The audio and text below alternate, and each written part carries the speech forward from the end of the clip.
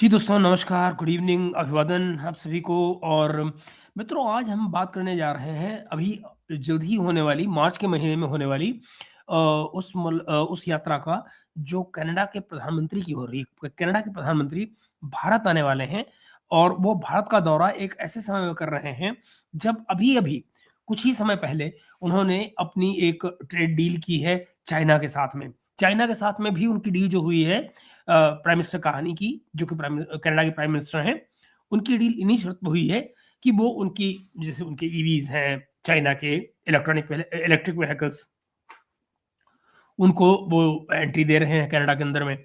उम, अब आप इसको इस बैकग्राउंड में देखिए कि नॉर्थ अमेरिका में चाइना की जो इलेक्ट्रिक व्हीकल्स हैं, उनकी एंट्री अभी तक बैन थी और ये एक समझौता था कनाडा और अमेरिका के बीच में कि चाइनीज़ व्हीकल्स को वहाँ नहीं आने दिया जाएगा।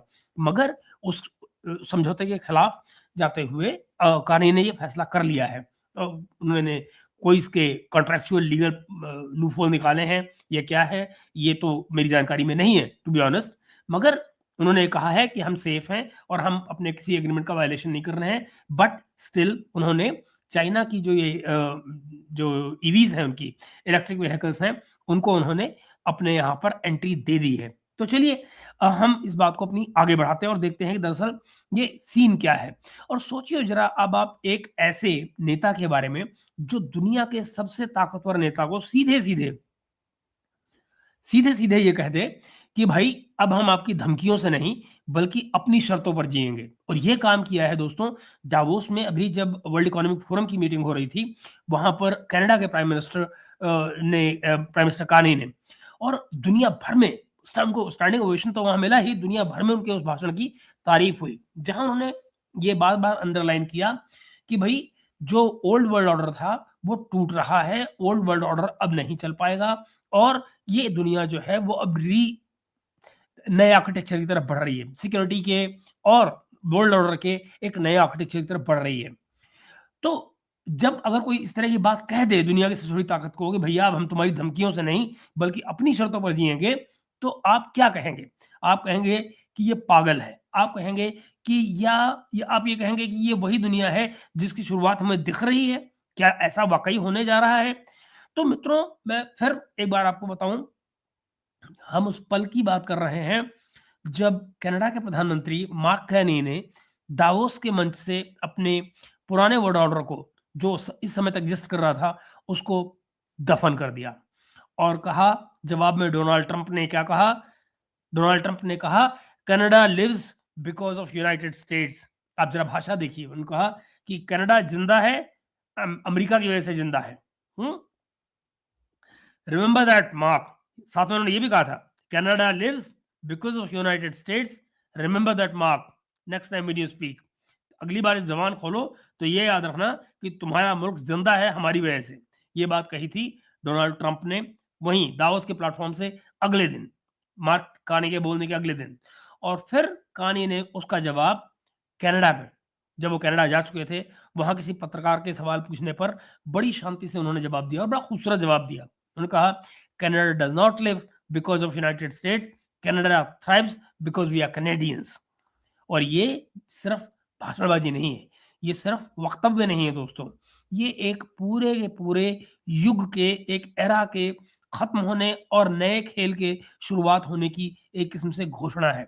और इस नए खेल में भारत और कनाडा मिलकर डॉलर 2.8 बिलियन का एक 10 साल का यूरेनियम का डील साइन करने जा रहे हैं। ठीक उसी वक़्त जब अमेरिका, कनाडा और भारत दोनों को बेसिकली जो अमेरिका जो है वो कनाडा और भारत दोनों को टैरिफ से डराने की कोशिश कर रहा है। तो आज के एपिसोड में दोस्तों हम समझेंगे ये कि कनाडा और इंडिया की जो यूरेनियम डील है, वो दरअसल असल में है क्या, जिसको हम मार्च में करने जा रहे हैं। कार्ने का जो डावोस वाला जो रप्चर था, कि रप्चर नॉट ट्रांजिशन, ये वो कह रहे थे कि ये रप्चर हो रहा है सिस्टम का, ना कि कोई ट्रांजिशन हो रहा है। ये जो स्पीच उन्होंने दी थी वो मिडिल पावर्स के लिए, भारत जैसी मिडिल पावर्स के लिए एक नई प्लेबुक कैसे बन रहा है, इस पर भी बात करेंगे। नाउ कनाडा जो ट्रंप का जो Canada lives because we are Canadians, ये जो माइंडसेट है, इससे दुनिया क्यों भाग रही है? जो अमेरिका ये बातें बोलता है कि आप मेरी वजह से जिंदा हैं, आप अमेरिका की वजह से जिंदा हैं, इस नैरेटिव से दुनिया आखिर क्यों भाग रही है? और सबसे महत्वपूर्ण बात ये दोस्तों कि भारत के लिए इसका स्ट्रेटेजिक मतलब क्या है? Nuclear fuel security, trade diversification और अमेरिकन अनप्रेडिक्टेबिलिटी से अपनी इकोनॉमी को बचाना। चलिए शुरुआत करते हैं दोस्तों दावोस से, जहां ये पूरे का पूरा भूचाल शुरू हुआ। World economic forum Davos 2026, stage पर आते हैं मार्क कैनी। और ये कौन है मार्क कैनी? ये है एक्स सेंट्रल बैंकर, अब कनाडा के प्राइम मिनिस्टर हैं। और वो अपनी स्पीच किसी स्वीट डिप्लोमेसी से शुरू नहीं करते, बल्कि वो एक बात से शुरू करते हैं। क्या कहते हैं? एक कोटेशन से शुरू करते हैं। कोटेशन है थुसिडाइजस की। और वो क्या कोटेशन है कि the strong do what they can and the weak suffer what they must.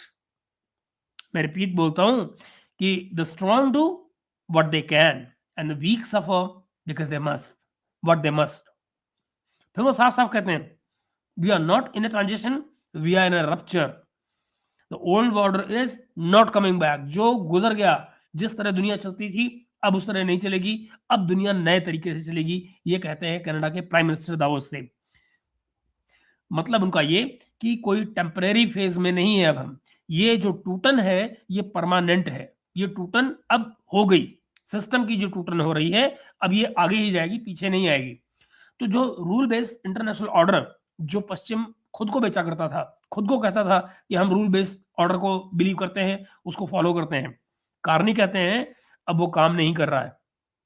Powerful countries नियमों को अब हथियार बना चुकी हैं। नियमों को हथियार आप जानते हैं ना, कभी भी स्विफ्ट पे बैन लगा दो, कभी डॉलर में ट्रांजेक्शन रोक दो, किसी करेंसी को रोक दो, कंट्री को रोक दो, पूरे व्यापार रोक दो उसका। और सबसे ज्यादा जो महत्वपूर्ण लाइन थी उनकी वो क्या थी कि middle powers must act together now. ये बात कही वहां पे काने ने कि middle powers must act together because if we are not at the table we are on the menu. अगर आप टेबल पर नहीं है तो फिर आप मेन्यू पे हैं।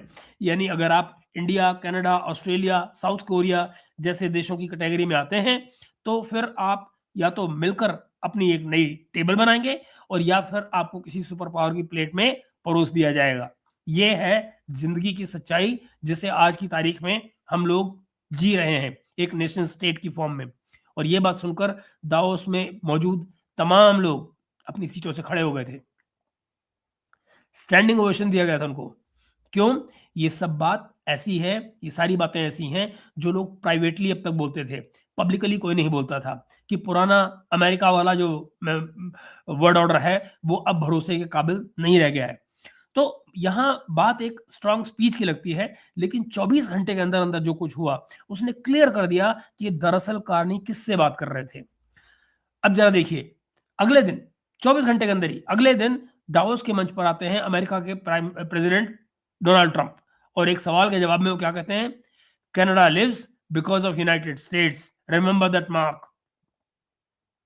तुम जिंदा हो क्योंकि हम हैं, याद रखना। ये मतलब उसका।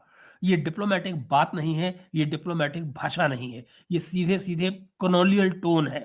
जैसे कोई ओवरलॉर्ड अपने किसी क्लाइंट स्टेट को चेतावनी दे रहा हो, लाइन में रहो वरना टांगे तोड़ दी जाएंगी। कार्ने का जवाब बहुत ही शांत है, लेकिन पॉलिटिकली एक्सप्लोसिव है, धमाकेदार है अगर पॉलिटिकल तौर पे देखेंगे। Canada does not live because of United States, Canada thrives because we are Canadians. मतलब हम इसलिए एग्जिस्ट नहीं करते हैं कि तुमने अलाउ किया है, बल्कि हम प्रॉस्परस हैं, हम तरक्की कर रहे हैं क्योंकि हम कैनेडियन हैं, अपनी चॉइस से, अपने फैसले से। और ये एक्सचेंज सिर्फ ईगो का क्लैश नहीं है दोस्तों, इसके पीछे एक पूरी पूरी पृष्ठभूमि है, बैकग्राउंड है। ट्रंप महीनों से कनाडा को स्टील, एल्यूमिनियम और अब प्रैक्टिकली सारी की सारी चीजों पर 25 से 100% तक की टैरिफ की धमकी दे रहे हैं। कंडीशन क्या है? कंडीशन ये है कि कनाडा चाइना के साथ में व्यापार ना करे, कोई डील ना करे। और जो यूएस सेंट्रिक डिपेंडेंसी है उससे बाहर ना निकले, यानी कि जो भी करना है अमेरिका से पूछ के करो, अमेरिका बीच में रहेगा, अमेरिका के अलावा आप अलग से कोई बात करेंगे, अमेरिका को बुरा लगेगा और वो बर्दाश्त नहीं है। तो सवाल ये है कि अगर कनाडा के लगभग 75% एक्सपोर्ट जो है वो अमेरिका को जाते हैं, अगर कनाडा के 75% एक्सपोर्ट अगर अमेरिका को जा रहे हैं, तो कोई भी प्राइम मिनिस्टर डर के मारे चुप हो जाता। लेकिन कार्ने ने इसका बिल्कुल उल्टा किया। उन्होंने कहा, अगर धमकियां बढ़ रही हैं तो डिपेंडेंसी को कम करना पड़ेगा। अगर हमारे को धमकियां दी जा रही हैं तो हमें आप पर जो निर्भरता है उसे कम करनी पड़ेगी, और यहां से एंट्री शुरू होती है भारत की। सुनिए खेल क्या बनता है। दावोस की जो स्पीच हुई दोस्तों, उससे 48 घंटे पहले कनाडा ने चाइना के साथ में एक बड़ा ट्रेड डील साइन किया। कनाडा ने चाइनीज इलेक्ट्रिकल व्हीकल पर 100% जो टैरिफ थी उसको घटाकर 61% कर दिया। लिमिट क्या रखी? लिमिट रखी 49,000 पर एनम से। 49,000 पर एनम, यानी कि एक साल में 49,000 व्हीकल जो है वो कनाडा में आ सकते हैं। इसके बदले में चाइना ने क्या किया? इसके बदले में चाइना ने जो कनाडा का कैनोला ऑयल है और जो उनके दूसरे एग्रीकल्चरल प्रोडक्ट्स हैं, उन पे टैरिफ जो है वो 85% से घटाकर 15% तक ले आए। मतलब क्या? मतलब बड़ा साफ था दोस्तों। कनाडा अपने किसानों और अपने जो एक्सपोर्टर्स हैं उनके लिए नई मार्केट खोल रहा था, और चाइना को भी एक सेलेक्टिव एक्सेस दे रहा था अपने बाजार में, लेकिन फुल एफटीए नहीं, पूरा फ्री ट्रेड एग्रीमेंट नहीं हुआ। कार्ने पब्लिकली बोलते हैं, क्या बोलते हैं? वो कहते हैं हम यूएसएमसीए की कमिटमेंट्स की रिस्पेक्ट करते हैं। ये यूएसएमसीए जो है यही वो एग्रीमेंट है जिसके तहत में कैनेडियन व्हीकल्स पर पाबंदी थी वहां जाने की। हम नॉन मार्केट इकोनॉमीज के साथ में मिलकर फ्री ट्रेड एग्रीमेंट नहीं करेंगे, यानी कि लीगल लाइन क्रॉस नहीं करेंगे, लेकिन स्पेस का मैक्सिमम इस्तेमाल करेंगे। जो जगह खाली बची हुई है उसका हम पूरा इस्तेमाल करेंगे। अब इस सारे गेम में ट्रंप को डर क्यों लग रहा है? डर क्या है ट्रंप का? डर यह है दोस्तों कि चाइना जो सामान कनाडा भेजेगा वहां थोड़ी प्रोसेसिंग होगी और फिर यूएसएमसी के रूल के तहत अमेरिकन मार्केट में वही माल आ जाएगा, यानी कि टैरिफ का आर्बिट्रेज। आप समझ रहे हैं? यानी कि सस्ता माल कनाडा से चाइना से कनाडा आया, कनाडा में उसके ऊपर हल्का सा काम किया गया और उससे क्या बना? कैनेडियन स्टैंप आ गई उसके ऊपर, और वो कानूनी तौर पे अमेरिकन मार्केट में घुस जाएगा चाइना के बिना ही। यानी माल चाइना का कनाडा आया, उस पे चेंजेस हुए और वो अमेरिका में चला गया। भाई साहब वो कैनेडियन माल माना जाएगा, चाइना का माल नहीं माना जाएगा। That is what Trump is scared of. और इसीलिए फिर वो क्या करते हैं, ट्रंप जो है वो अपने ट्रुथ सोशल पे लिखते हैं कि अगर कनाडा चाइना के साथ में डील को आगे बढ़ाएगा तो हम सभी कैनेडियन गुड्स के ऊपर 100% टैरिफ लगा देंगे। तो अब यहां पर कार्ने के पास क्या थे? दो ऑप्शन थे, सिर्फ दो ऑप्शन। वो क्या? या तो वो पीछे हटे, डर के मारे अमेरिका के पीछे हटें और चाइना से अपनी डील वापस लें, और या फिर एग्रेसिव डाइवर्सिफिकेशन करें, यानी कि और ज्यादा अपने काम धंधा को फैलाएं। उन्होंने दूसरी राह चुनी, और वो दूसरा रास्ता जो उन्होंने चुना वो भाई साहब नई दिल्ली होकर जाता है, इंडिया होकर जाता है। तो देखिए रिपोर्ट्स क्या कह रही हैं। रिपोर्ट्स ये कह रही हैं कि मार्च के पहले हफ्ते में मार्क कार्नी भारत आने वाले हैं। इस विजिट का जो सेंटर पीस होगा वो एक 10 साल का करीब कैनेडियन 2.8 बिलियन डॉलर का यूरेनियम सप्लाई का डील है। यूरेनियम की सप्लाई होगी 10 सालों के अंदर में 2.8 बिलियन कैनेडियन डॉलर्स की, यानी अगले 10 साल तक भारत के जो न्यूक्लियर रिएक्टर्स हैं उनको फ्यूल देने का एक बड़ा हिस्सा जो है वो कनाडा संभालेगा। हमारे जो तमाम न्यूक्लियर रिएक्टर्स हैं उनका जो फ्यूल है उसका मेजोरिटी सेगमेंट जो है वो कनाडा से आएगा। कैनेडियन और इंडियन सोर्सेज दोनों ये कह रहे हैं कि ये सिर्फ कोई शिपमेंट नहीं है, ये एक लॉन्ग टर्म स्ट्रेटेजिक पार्टनरशिप है, यानी यूरेनियम की सप्लाई, क्रूड ऑयल, एलपीजी और एलएनजी कोऑपरेशन, ये सब इसमें शामिल होते हैं। जो क्रिटिकल मिनरल्स हैं, बैटरीज हैं, इलेक्ट्रिक व्हीकल्स हैं, सेमीकंडक्टर्स हैं, इसके लिए जरूरी रॉ मटेरियल वो सब कनाडा, और साथ में ही artificial intelligence, quantum computing, education और कल्चर तक का पूरा पैकेज ये तैयार हो रहा है, जो मार्च के पहले हफ्ते में प्राइम मिनिस्टर कार्नी के साथ में यहाँ पर साइन होगा। यानी ये कोई सिंबॉलिक एमओयू नहीं है, ये कोई सिंबॉलिक एमओयू नहीं है दोस्तों, ये इकोसिस्टम को बनाना है। एक इकोसिस्टम बनाया जा रहा है जिसमें एनर्जी, टेक्नोलॉजी और टैलेंट तीनों को जोड़ने की कोशिश की जा रही है। भारत के लिए इसका क्या मतलब बनेगा? एक भरोसेमंद डेमोक्रेटिक सप्लायर से न्यूक्लियर फ्यूल सिक्योरिटी, ये हमारा पहला बेनिफिट है। रशिया या किसी भी एक सोर्स पर ओवर डिपेंडेंस कम, ये दूसरा बेनिफिट है हमें। और फिर क्लीन एनर्जी ट्रांजिशन को तेजी से आगे बढ़ाना। क्लीन एनर्जी, देखिए इसमें कोई दो राय नहीं कि न्यूक्लियर एनर्जी से ज्यादा क्लीन एनर्जी कुछ नहीं। विंड एनर्जी का अमाउंट आप वो कभी पैदा कर ही नहीं सकते जो वहां पैदा हो सकता है, जल्दी, क्विक और साफ। अच्छा, फिर दोस्तों कनाडा के लिए इसका क्या मतलब है? कनाडा के लिए इसका मतलब है कि अमेरिका के बाहर एक बहुत बड़ा फास्ट ग्रोइंग बाजार, जो जहां पर अगले दसियों साल के लिए गारंटीड डिमांड बनी रहेगी, दैट इज भारत। न्यूक्लियर और क्रिटिकल मिनरल्स के स्पेस में खुद को अमेरिकन सैटेलाइट बनाने के बजाय कनाडा अपने आप को एक इंडिपेंडेंट सप्लायर के तौर पर एस्टेब्लिश कर सकता है भारत के साथ डील करते हुए। जबकि अमेरिका के साथ में वो हमेशा अमेरिका उनके लिए हेजेमोन रहेगा हमेशा। और इससे भी इंपॉर्टेंट बात दोस्तों वो ये दिखाना अमेरिका को कि अगर आप हमको टैरिफ से डराएंगे, ये धमकाएंगे, तो हमारे पास और दूसरे बायर भी हैं, ऑल्टरनेटिव बायर भी हैं। और ये बातें किसी बंद कमरे में नहीं हो रही हैं दोस्तों, बल्कि गोवा में energy week, India energy week 2026 के मंच पर कनाडा के एनर्जी मिनिस्टर टिमोथी हॉटसन जो कि आएंगे, जो कि वो उन्होंने ठीक यही बात ओपनली थीसिस की तरह से वहां के मंच में ये बात बोली है। तो कार्नेल ने जो बात दावोस में बोली, वो इंडिया ईयू ट्रेड डील की तारीफ करते हुए कहते हैं, वो तारीफ करते हैं उसकी, तब तक हमारी डील जो है होने वाली थी, हुई नहीं थी, होने वाली थी। ये तय था कि 27 तारीख को, यानी कि उर्जुला फॉन डर लेyen भी वहाँ मौजूद थी और उनको वहां से सीधे यहाँ आना था डील साइन करने के लिए 26 तारीख और 27 तारीख को। तो 26 जनवरी का फंक्शन और 27 तारीख को उन्होंने फिर वो डील साइन की थी, आपको याद हो। तो वो सब तब तक खबर दुनिया में फैल चुकी थी कि ईयू और भारत की ये डील 27 तारीख को होने जा रही है। तो इस डील की तारीफ करते हुए मार्क कैनी ने दावोस में कहा था कि what you just did with EU, signing the mother of all deals, was a perfect example of how to say we are not going to live in a world where might makes right. समझ रहे हैं ना? यानी कि वो कहते हैं कि जो आप लोग कर रहे हैं या करने जा रहे हैं, ये सबसे बेहतरीन तरीका है ये कहने का कि हम वैसी दुनिया में नहीं रहना चाहते जहां पर सिर्फ ताकत ही जो है, ताकत के जोर पर कोई भी कुछ कर सकता है, जहां पर नियम हो कि जिसकी लाठी उसकी भैंस, वो नहीं होने वाला। We are not going to live in a world where the strongest put tariff on everybody else. जरा भाषा सुनिए, इससे साफ आदमी क्या बात कहेगा।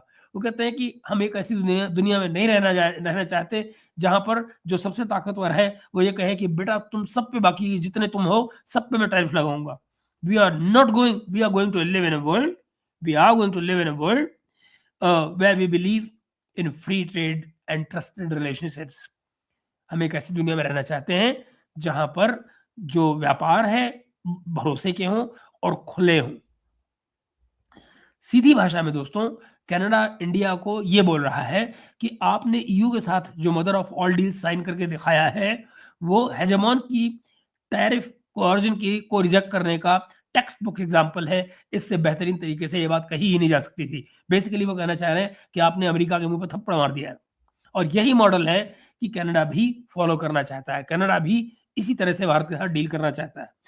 जो हॉटगन, जो उनके एनर्जी मिनिस्टर आए थे, वो बैकड्रॉप समझाते हैं, वो इसकी पृष्ठभूमि को समझाते हैं। गोवा में क्या कहते हैं वो कहते हैं ये ग्रेजुअल इकोनॉमिक ट्रांजिशन नहीं है, बल्कि ये रप्चर है रूल बेस्ड ऑर्डर का, मल्टीलैटरलिज्म, फ्री ट्रेड, ये वो चीजें हैं जिन पर हमने अपनी इकोनॉमीज को बनाया है।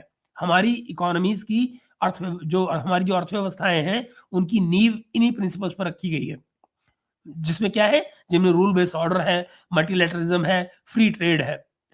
और हेजेमोन्स ने यह तय कर लिया है, अगेन हेजेमोन मतलब अमेरिका, पढ़िए, हेजेमोन्स ने यह तय कर लिया है कि अब दुनिया मर्केंटाइल्स के टैरिफ और कोर्जन से चलेगी, है ना? तो वो उनका भाई ये नहीं हो सकता है। फिर वो आगे क्या कहते हैं, फिर वो साफ कहते हैं, क्या कहते हैं, I don't need to tell India what it means when people use the economic integration with your country for coercion, when hegemons use tariff as leverage. सीधे सीधे बात नजर आ रही है, अमेरिका की हो रही है। मतलब उन्हें पता है कि ट्रंप की 50% टैरिफ और बाकी की धमकियां भारत ने सीधे सीधे और अकेले झेली हैं।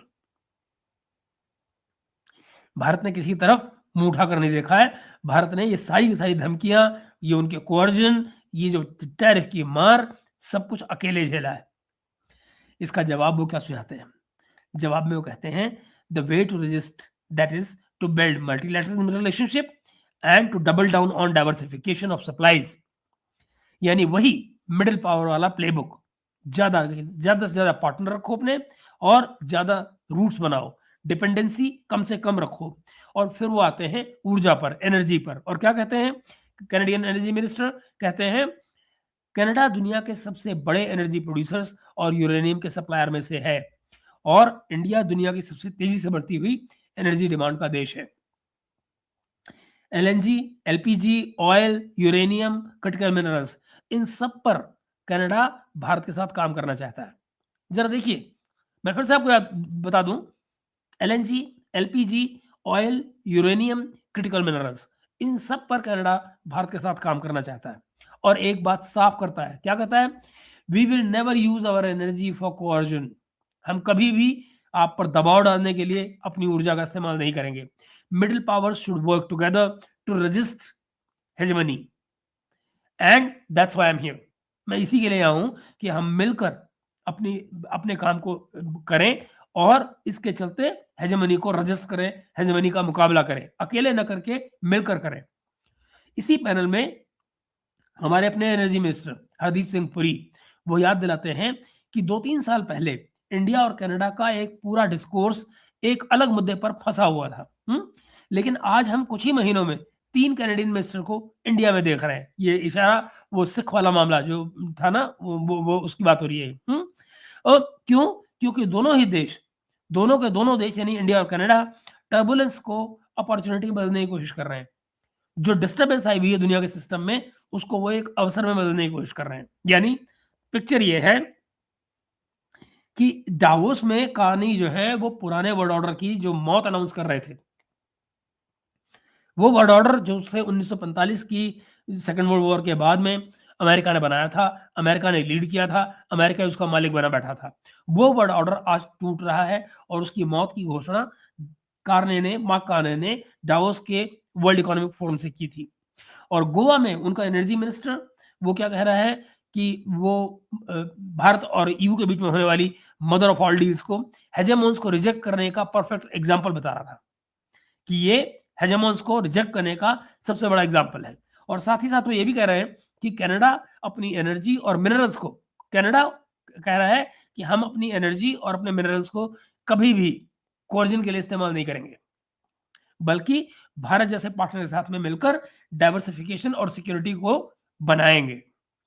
अब जरा देखते हैं दोस्तों कि यूरेनियम डील के साथ साथ ट्रेड फ्रंट पर क्या चल रहा है। देखिए, यूरेनियम डील के साथ साथ एक और बड़ा प्रोसेस शुरू होने जा रहा है। वो क्या है? India Canada comprehensive economic partnership agreement यानी सेपा, SEPA, दोबारा से India Canada comprehensive economic partnership agreement. 2023 के बाद में ये जो बातचीत थी ये फ्रीज हो गई थी, रुक गई थी। लेकिन अब दोनों तरफ से ये कहा गया है कि भाई इसको हम फॉर्मल नेगोशिएशन के तौर पे शुरू कर रहे हैं और मार्च 2016 में ये एक बार फिर से शुरू हो रहे हैं। यानी कि मार्च में वो आ रहे हैं, मार्च में उनके आने के साथ ही शुरू हो जाएंगे। जो इंडियन हाई कमिश्नर है हमारे कनाडा में, दिनेश कुमार पटनायक, वो खुल के बात कह रहे हैं कि हमारा टारगेट ये है कि बायलैटरल ट्रेड को 2030 तक यानी अगले 4 साल में 2030 तक यानी कि अगले 4 साल में $50 बिलियन तक पहुंचा दिया जाए। ये कह रहे हैं भारत के ambassador to Canada. Okay, and then अगर ये सब कुछ ठीक रहा तो सेपा 1 साल के भीतर ही काम खत्म हो जाएगा, यानी कि सेपा का एग्रीमेंट साइन हो जाएगा। यानी कि ज्यादा से ज्यादा आप लगाइए, अगर मार्च में हम इसकी बातचीत शुरू कर रहे हैं, 1 साल का मतलब इस साल के आखिर या अगले साल के शुरू में। सोचिए इसका बैकग्राउंड क्या है। बैकग्राउंड दोस्तों ये कि अमेरिका ने भारत के कई चीजों पर 50% तक टैरिफ लगा रखा है। कनाडा भी ट्रंप के इसी प्रशासन के नीचे 35% से 100% तक के टैरिफ को झेल रहा है। दोनों देशों के लिए जो ये अर्थव्यवस्थाएं हैं, ये सर्वाइवल का सवाल बनता जा रहा है इकोनॉमीज की। और तो ऐसे में आप अपनी पूरी की पूरी इकोनॉमी को किसी एक देश के मूड पर तो नहीं छोड़ सकते कि भैया कल ट्रंप साहब जो है उनका कोई मूड करेगा तो वो कोई और ट्वीट कर देंगे, ट्रंप कोई हटा लेंगे अपना टैरिफ या डबल लगा देंगे। तो ऐसे नहीं छोड़ इकोनॉमीज को छोड़ा जा सकता। यहीं पर मार्काने और इंडियन लीडरशिप की सोच जो है वो मिलती है और दोनों ये कह रहे हैं, दोनों के दोनों ये कह रहे हैं कि भाई जो पुराना रूल बेस्ड ऑर्डर है जो कि ट्रेड और सिक्योरिटी को सर्टेनिटी देता था वो अब काम नहीं कर रहा है। पटनायक की भाषा जो है वो बहुत रिवीलिंग है, बहुत खोल के बात कर रही है। वो क्या कहते हैं? वो कहते हैं we now live in a world where the natural rule based order which gives certainty is not functioning. We should work together on an agreement that protects us from the vigacities of international system. Diplomatic भाषा में इसका मतलब बड़ा साफ सा है दोस्तों। वो क्या है? अमेरिका अनप्रिडिक्टेबल हो गया है।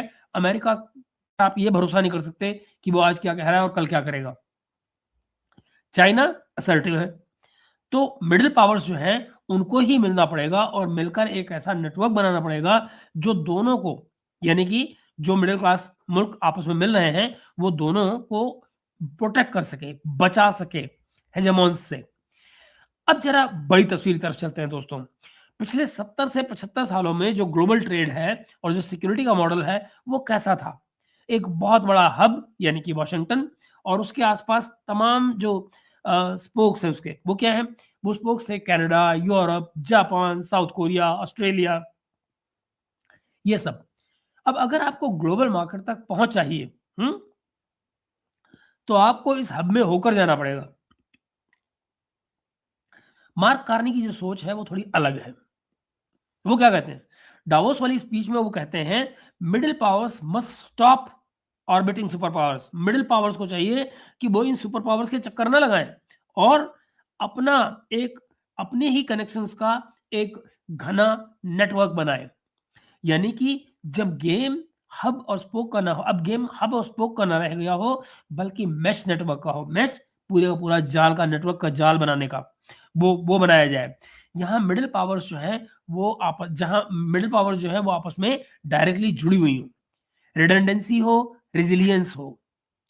यानी कनाडा चाइना की इलेक्ट्रिक व्हीकल वाली डील, कनाडा इंडिया की यूरेनियम की डील, सेपा वाला एग्रीमेंट, और फिर भारत और ईयू की FTA, mother of all deals, India और ओमान का एफटीए जो कि ऑलरेडी हो चुका है। वेस्ट एशिया में इसी तरह के दूसरे एग्रीमेंट बहुत जल्दी और होने वाले हैं और ये सब उसी मेश नेटवर्क के अलग-अलग नोड्स हैं। ये सब वही नेटवर्क है जो धीरे-धीरे, हौले-हौले, पोली-पोली खड़ा हो रहा है। थ्रेड बेस्ड जो मॉडल है, थ्रेड बेस्ड मॉडल क्या कहता है? वो ये कहता है हम पावरफुल हैं, जैसे अमेरिका कहता है हम पावरफुल हैं, हम टैरिफ, सैंक्शन, डॉलर सिस्टम ये सब लगाएंगे और तुमको दंड देंगे, पनिश करेंगे। अगर बचना चाहते हो दंड से, लाइन में रहो, जैसे कह रहे हैं वैसे करो। मिडिल पावर मॉडल क्या कहता है? ये जो मिडिल पावर जैसे भारत, कनाडा और इस तरह के तमाम देश मिलकर बनाना चाह रहे हैं, वो कहता है कि हम जितने ज़्यादा ऑप्शंस क्रिएट करेंगे, उतना कम हम किसी एक सुपर पावर की धमकी हमारे ऊपर काम करेगी। यानी जितना हम अपने ऑप्शंस को खुला रखेंगे, किसी एक सुपर पावर की धमकी जो है, वो हमारे पर उतना ही कम काम करेगी। कार्ने ओपनली ये बात कहते हैं, खुलकर ये बात कहते हैं। वो कहते हैं उनका टारगेट है अगले 10 सालों में कनाडा के जो नॉन यूएस एक्सपोर्ट्स हैं, उनको डबल कर दिया जाए। यानी वो एक्सपोर्ट्स जो दरअसल अमेरिका से अलग जगहों पे जाते हैं, उनको डबल कर लिया जाए। ओके? हर एक deal China, India, Europe, ASEAN, Mercosur Mercosur वाली डील को भी आप ज़रा गौर से देखिएगा, वो बड़ी ज़बरदस्त डील हुई है ईयू और मैर्कोसुर के बीच में। ये सब उसी स्ट्रैटेजी का हिस्सा है। खूबसूरती क्या है दोस्तों? खूबसूरती ये है कि ये सारे के सारे मूव्स, ये सब के सब मूव्स आसियान, मैर्कोसुर ये उसी स्ट्रैटेजी का हिस्सा है और खूबसूरती भी ये कि जो यूएसएमसीए के अंडर रह के और ये लोग उन्हीं रूल्स के अंदर-अंदर में कर रहे हैं। यानी वॉशिंगटन लीगली बहुत लिमिटेड जगह पर ही रोक लगा सकता है, इनके ऊपर रोक ही नहीं लगा सकता क्योंकि वो उस एग्रीमेंट्स के तहत रास्ते निकाल के काम कर रहे हैं। यानी ज़रा सोचिए दोस्तों कि अगर ये मॉडल काम करता है, तो कनाडा सफलता के साथ में अपना एक यूएस डिपेंडेंस का जो उसके ऊपर अमेरिका की डिपेंडेंसी है, उसको वो कम कर सकता है। India simultaneously Europe, Canada, West Asia और ग्लोबल साउथ के साथ में मिलकर अपना नेटवर्क बढ़ा रहा है। और अगर ऐसा हम करने में सफल होते हैं तो ग्लोबल सिस्टम में अमेरिका की जो लीवरेज है वो अपने आप कम हो जाती है। यानी कि जो धमकियां हैं, थ्रेट्स हैं, वो अपनी शक्ति, अपनी ताकत खो देती हैं, कमजोर पड़ जाती हैं। दूसरों को के पास जाने के लिए हमारे जो रास्ते हैं वो बढ़ जाते हैं। अब सवाल ये है दोस्तों कि भारत के लिए सबसे महत्वपूर्ण क्या है? पहला है एनर्जी सिक्योरिटी। ये हमारे लिए लॉन्ग रन में, चाहे हमें अगर इकोनॉमिकली ग्रो करना है, अपनी जनता को गरीबी से निकालना है, हर चीज के लिए आपको एनर्जी चाहिए। एनर्जी सिक्योरिटी बेहद जरूरी। तो भारत अगले 10 से 15 सालों में जो अपनी कोल डिपेंडेंस है उसको कम करना चाहता है, कोयले पर हम निर्भर ना रहें। तो ऐसे में जो न्यूक्लियर एनर्जी का शेयर है वो प्रैक्टिकली हमारे लिए बढ़ना बहुत जरूरी है। और उसके लिए स्टेबल लॉन्ग टर्म यूरेनियम की जो सप्लाई है वो हमको चाहिए। ऐसे देश से अगर हमें सप्लाई मिलती है जिसके किसी जंग में जाने का, लड़ाई में जाने का चांस नहीं है, तो हम ज्यादा सेफ फील करेंगे, क्योंकि रशिया के साथ में आप नहीं कर सकते। आपको पता ही नहीं वहाँ कब यूक्रेन का लड़ाई दोबारा शुरू हो जाए या किसी और से शुरू हो जाए, जॉर्जिया से शुरू हो जाए, यूरोप हमले शुरू कर दे, you never know. Australia, Kazakhstan, Russia, ये सब के सब सोर्सेज हैं। लेकिन कनाडा जैसा G7 डेमोक्रेसी, हाई स्टैंडर्ड्स वाला सप्लायर मिलना, ये एक स्ट्रेटेजिक जैकपॉट है भारत के लिए।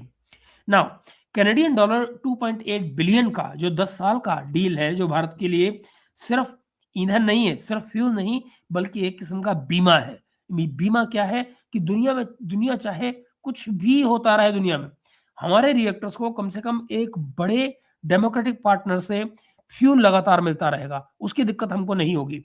और दूसरा, ट्रेड का डाइवर्सिफिकेशन, यानी अमेरिका ने जो पहले भारतीय चीजों पे 50% तक का टैरिफ लगाया है, भविष्य में पता नहीं फिर दोबारा लगा दे, यू नेवर नो, फिर कुछ हो जाए। तो ऐसे में क्या होगा कि जो हमारा यूरोपियन यूनियन का एफटीए है, कनाडा वाला सेपा है, गल्फ और इंडियन ओशियन में जो हम एफटीए कर रहे हैं, ये सब भारत के लिए एक किस्म के सेफ्टी वॉल्व्स हैं। ये जितने ज्यादा हमारे ट्रेड पार्टनर होंगे, उतना ही हमारे ऊपर कोई एक इकोनॉमी जो है वो दबा पाएगी हमको।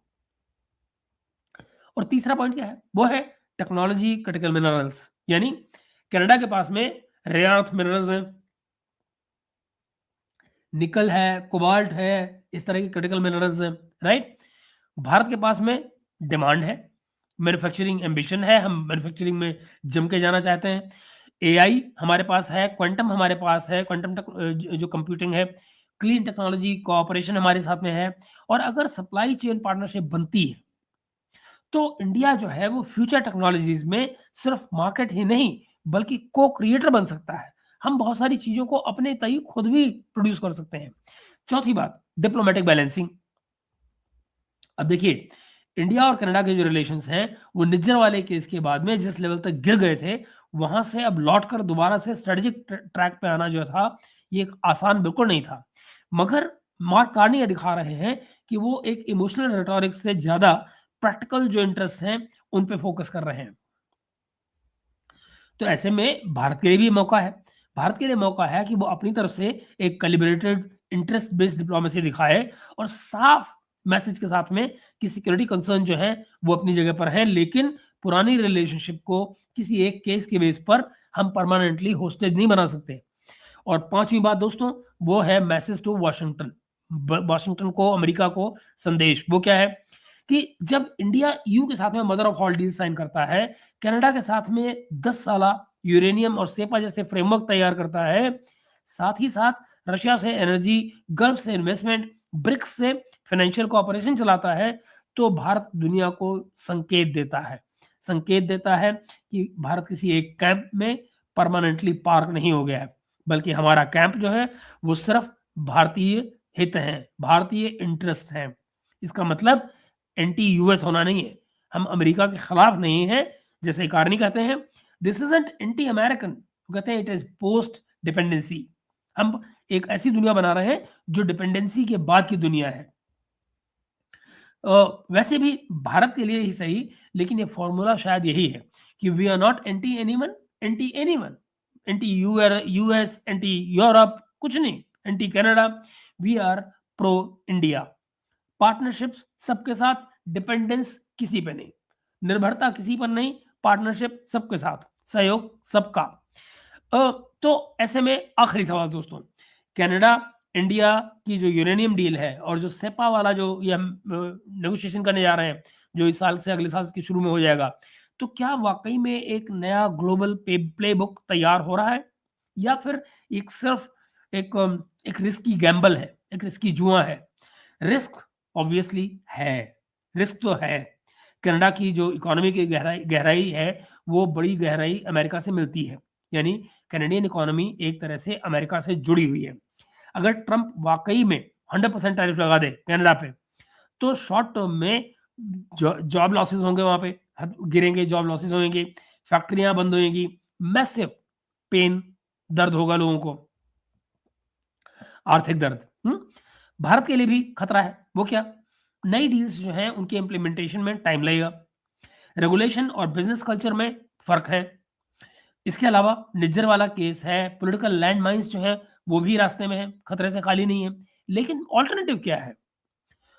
कार्नी का जो आर्गुमेंट था वो बड़ा सिंपल था दोस्तों। वो कहते हैं कि the old world order is not coming back, it's gone, it's over. If middle powers do not build alternatives, they will stay on the menu. वो किसी न किसी सुपर पावर की टेबल पर, उसकी मेज उसकी उसकी टेबल पर मेन्यू बन के आ जाएंगे, खाने के सामान सामान बन जाएंगे। और इंडिया ऑलरेडी इसी राह पर चल निकला है। European Union, Oman, Canada, BRICS, I2U2, IMAC, ये ऐसी हर जगह पर मल्टीपल कनेक्शन बना रहा है भारत। मेरे लिए जो मेरे लिए इस कहानी का जो सबसे इंटरेस्टिंग फैक्ट है दोस्तों, वो एक सिर्फ एक जुमला है। वो क्या है? Canada lives because of United States. ये लाइन कनाडा के लिए नहीं थी, ये पूरी दुनिया के लिए धमकी का एक मॉडल का सिंबल है। एक किस्म से दुनिया के लिए जो धमकियां दी जाती हैं वो किस रूप में होगी, ये उसका एक उदाहरण है कि भाई आप अपनी वजह से नहीं है, आप मेरी वजह से हैं। ये था अमेरिकी शासन, और उनके बदले में जो कार्नी का जवाब था कि Canada thrives because we are Canadians. ये जो मिडिल क्लास है दोस्तों, मिडिल पावर्स जो है, मिडिल पावर्स के लिए ये एक टेम्पलेट बन के आ सकता है।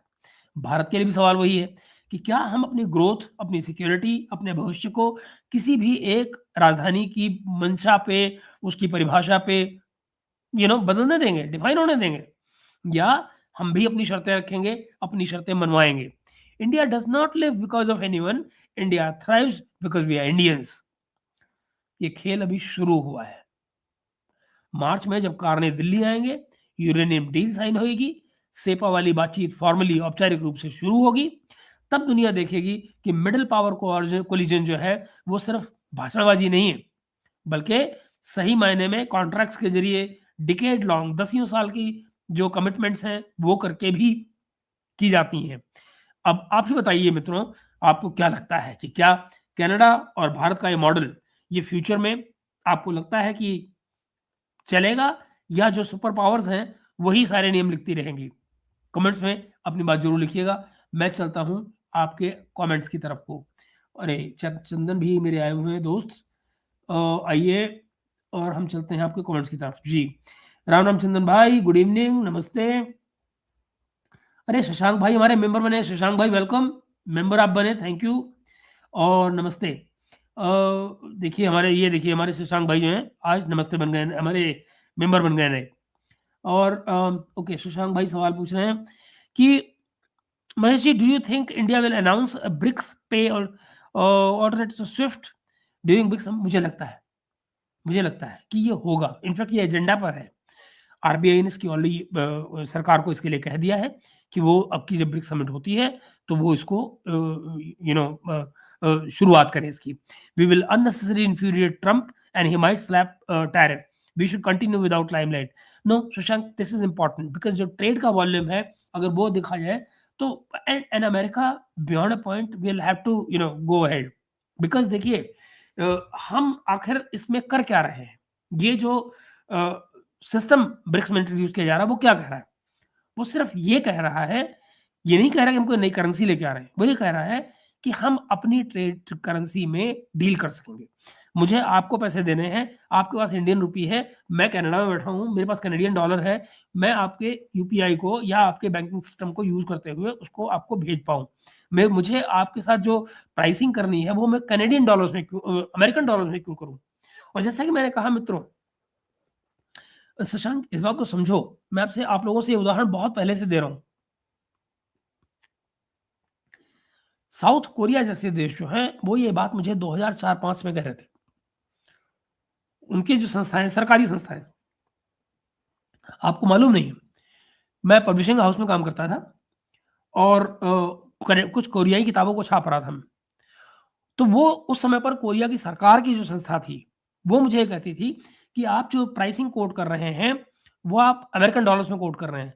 अमेरिकन डॉलर्स फ्लक्चुएट करता है। उस समय पर अगर आप रिकॉर्ड उठाकर देखेंगे, अमेरिकन डॉलर फ्लक्चुएट कर रहा था 5 के आस-पास।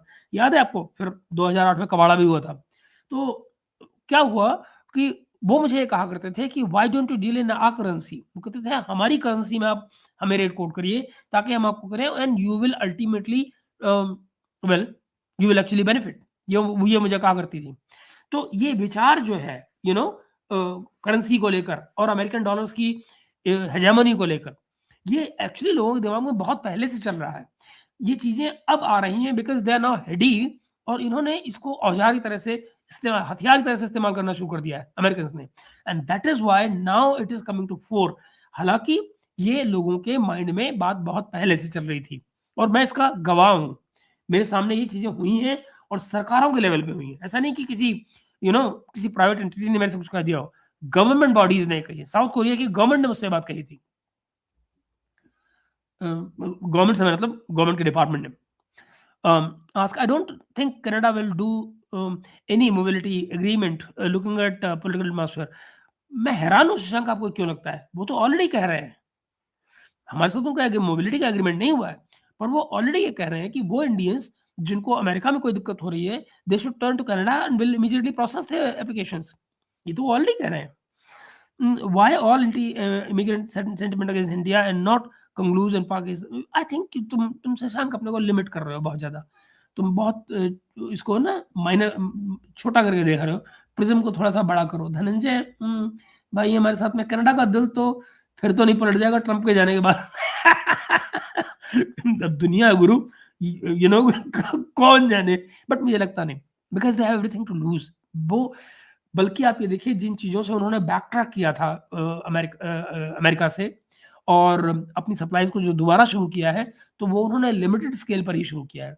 क्योंकि वो ये चाहते हैं कि जो हमारे नए कनेक्शन बन रहे हैं, उनको सप्लाई जारी रखी जाए ताकि डिपेंडेंसी जो है दोबारा ना पैदा होने पाए।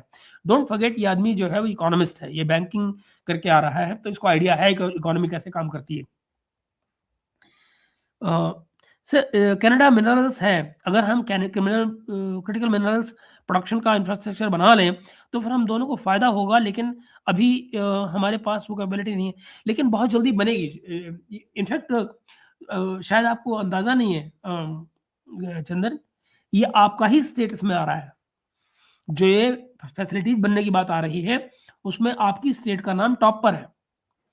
तो जो क्रिटिकल मिनरल्स को जो क्लीन अप करने के लिए जो फैसिलिटीज़ बनने की बात हो रही है, इनको जो प्रोडक्शन लेवल पे लेके जाने की बात हो रही है। मेरे ख़्याल से अगले साल तक कि इसमें बड़ा सारा काम हो जाएगा। मैंने एक वीडियो किया था इसके ऊपर जो है ना, मैं बल्कि दोबारा प्लान करके कुछ कर दूँगा इसको, एक बार फिर से कर दूँगा उसको वीडियो को कि भारत सरकार की उसमें क्या प्लानिंग है, अगर आप लोग भूल गए होंगे शायद उस समय पे।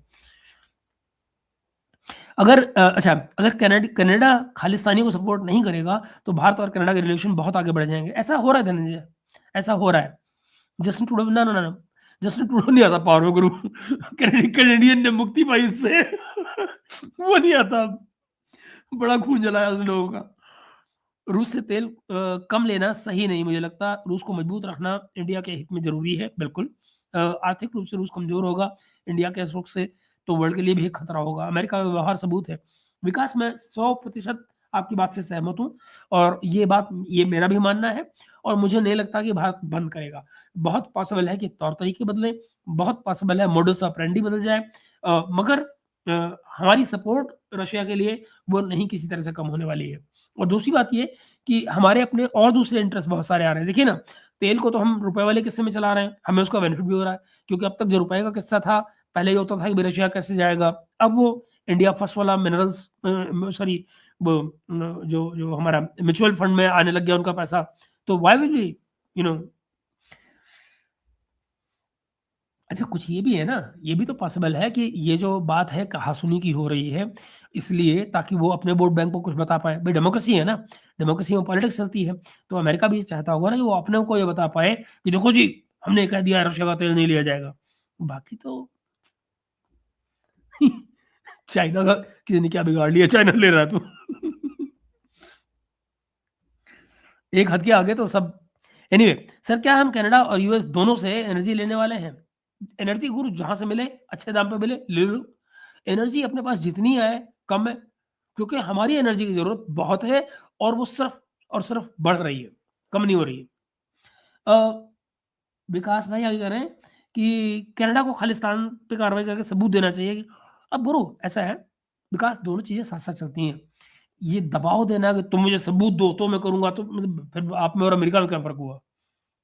है कि नहीं? तो होता क्या है, एक-दूसरे को जगह देनी चाहिए, स्पेस देना चाहिए और तभी साथ मिलकर काम होता है।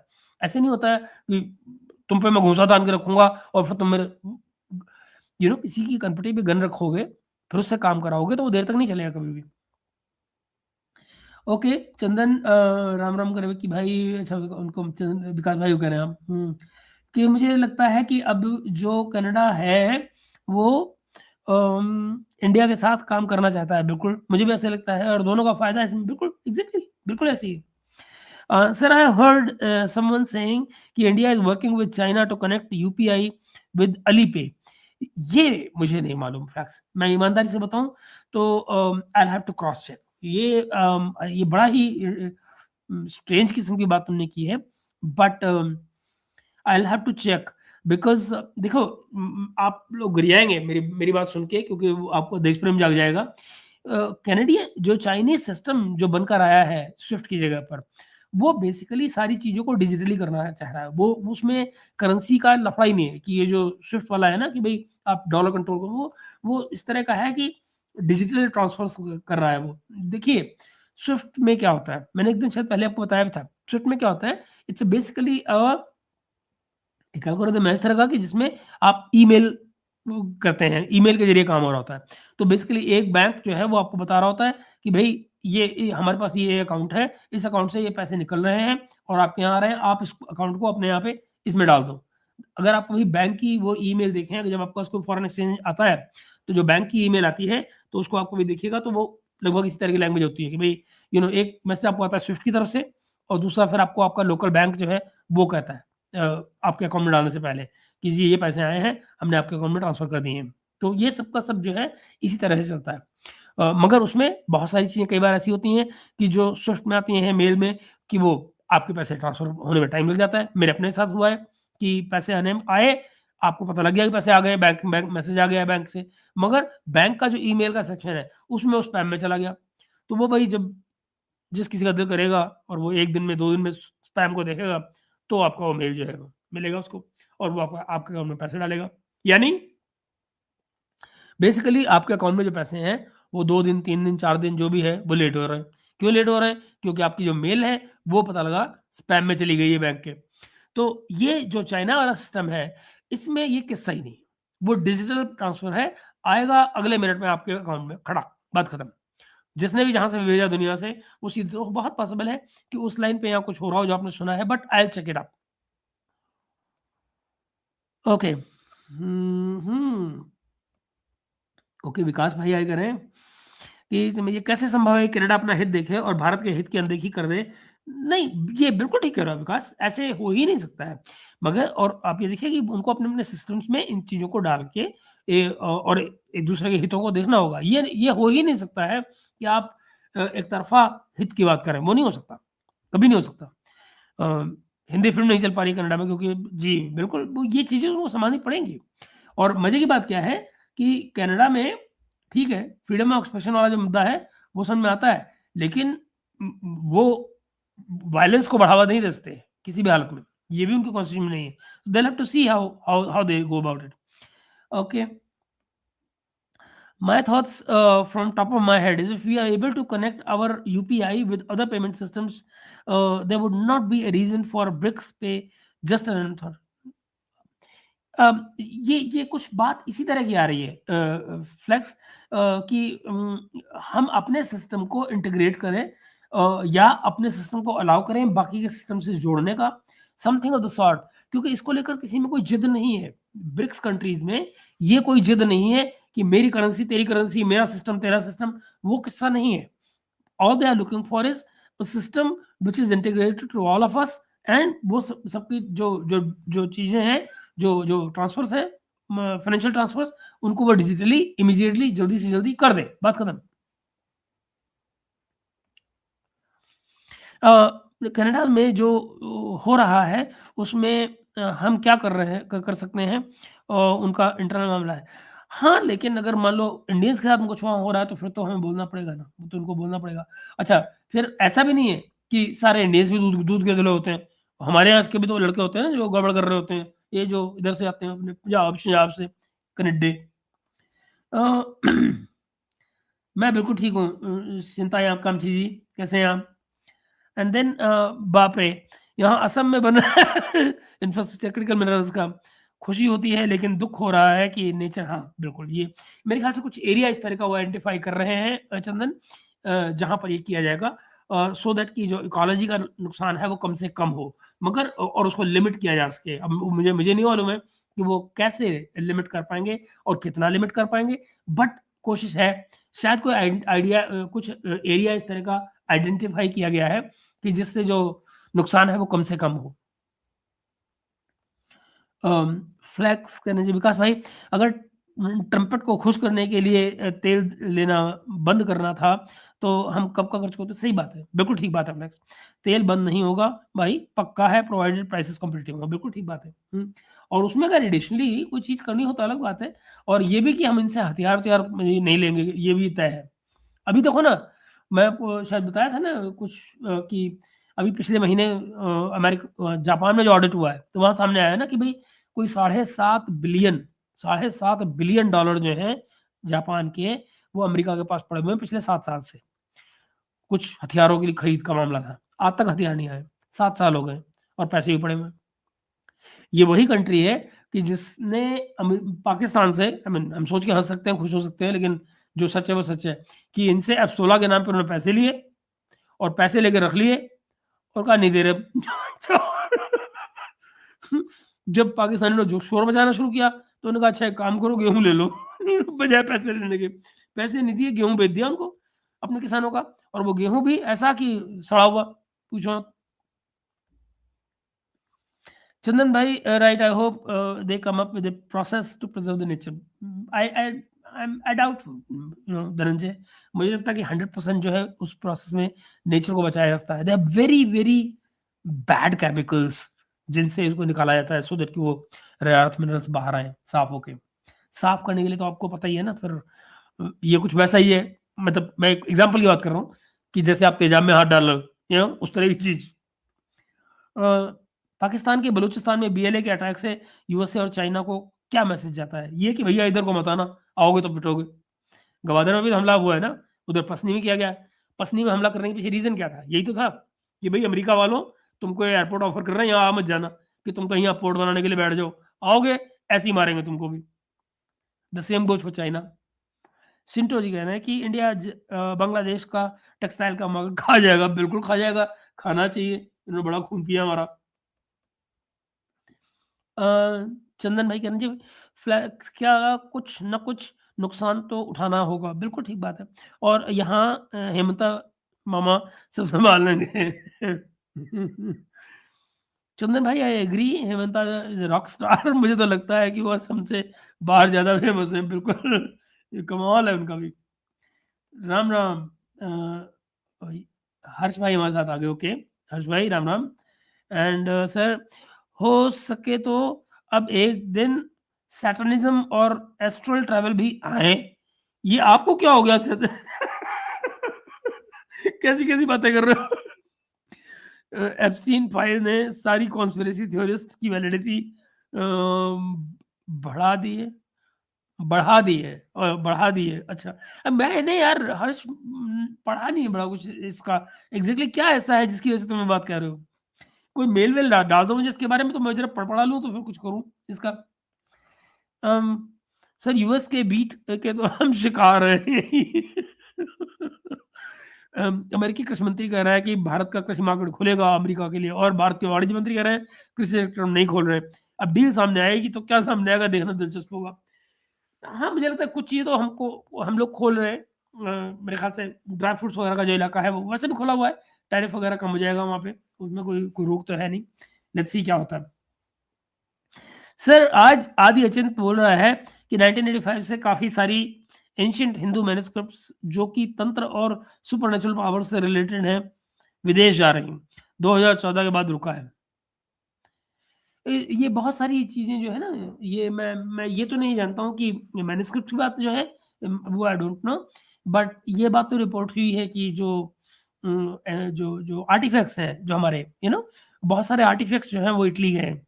इनफैक्ट इनके घर के में डिस्प्ले पर है, सोनिया आंटी के का इनका जो इनकी मम्मी का जो घर है गाँव वाला। ये राहुल गांधी भारत का दुश्मन है, कह रहा है एप्स्टीन फाइल के दबाव में मोदी पागल है साला। इसका क्या जुगाड़ करोगे? बताओ विकास भाई। इस आदमी का क्या कर सकते हो? कुछ नहीं पता इसका। तरस आता है इसके दिमाग में ना, तरस आता है, पता नहीं बैंक को खुद जाता है, नाम मोदी का लगा रहा है। क्या कहूँ। एनीवे चलिए मित्रों, मुझे मालूम नहीं मेरे से शायद गलती हुई थी आज का प्रोग्राम बनाने में, क्योंकि मैंने इसमें इनिशियली 4 तारीख डाल दी थी, ऑटोमेटिकली आ गई थी, मैंने ध्यान नहीं दिया, वो गलती हो गई मुझसे। तो इसीलिए थोड़ी-सी मुझे लगता है लोगों को शायद देर से पता लगा होगा, इसलिए आप लोग थोड़े लोग आ पाए हैं।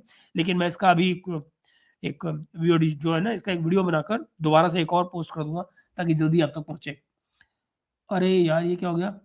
सर एलीट्स बच्चों के फ्लैश खा रहे हैं, ईक्स छोटे बच्चों के फेसेस भी। हे भगवान! ये सब एक्स करने से डायमेंशन से तो अघोरियों वाली बात हो गई। Mahesh ji, PM Modi ji visiting Malaysia, may be one more trade. Okay, Shantanu, good one. Epstein ने राहुल के बारे में बहुत कुछ लिखा है, वो क्या-क्या है? मुझे नहीं पता गुरु, मैंने पढ़ी नहीं एप्स्टीन फाइल। अब यार इतनी खबरें हैं, आदमी क्या-क्या पढ़े यार, यू नो। और सर मेरा कमेंट छूट गया है, पाकि प्लेयर्स का पैसा लूट लिया। अरे यार! वो तो पुरानी खबर हो गई, करीब 10-12 दिन हो गए इस बात को। तो बट मैं आई डोंट नो कैसे छूट गया है। तो एनीवे चलिए मित्रों, कल सवेरे कुछ मिलते हैं एक बार फिर से किसी नए सब्जेक्ट के साथ में। अरे ये चंदन कुछ और कह रहे हैं, हर्ष भाई मुझे भी लगता है कि ये एलीट वाले कुछ किसी तंत्र विद्या वगैरह में भरोसा करते हैं। यार इस तरह की बातें बहुत सारी ये जो हाँ, जो एक सर्टेन लेवल से ऊपर जो है ना, जो लोग निकल जाते हैं, चाहे पैसे में, एलीट में, या यूँ कहिए कि स्टेटस में सो कॉल्ड, तो वहाँ बहुत सारी चीज़ें बड़ी ऑड होती हैं, और मुझे लगता है ये उनकी बिलीफ होती हैं, ये नहीं कि वो सच होती हैं या नहीं, सवाल ये नहीं है। उनको लगता है, और आई थिंक एक शायद अगर आप सीजीयू को पढ़ें, कुछ लोगों को ये भी होता है ना कि कुछ अलग करने में उनको लगता है कि जैसे इसके कोई फ़ायदे हैं या क्या है नहीं, थ्योरीज़ बना लेते हैं लोग। बट इसका मतलब ये नहीं होता कि वो सब सच है, उसका कोई तुक नहीं होता है। कोई दूसरी दुनिया है या नहीं है, मैं नहीं जानता। हुँ। अ एफसी ने कहा है कि राहुल कम अकल है, नेता लायक नहीं है। ओके, इसका मतलब मिले होंगे और क्या।